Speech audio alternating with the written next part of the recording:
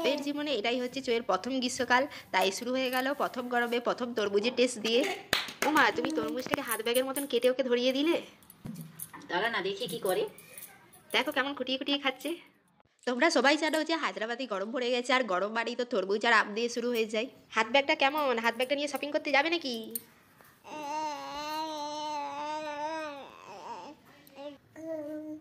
ওর আনন্দ দেখে তোমরা অবশ্য এতক্ষণে বুঝেই গেছো ওর তরমুজ খেতে খুবই ভালো লাগছে। তোমরাও কি এবছরের প্রথম তরমুজ খেয়েছো?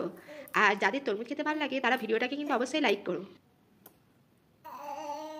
এখনো পর্যন্ত চয়ের কিন্তু 6 রকমের ফল টেস্ট করা হয়ে গেল।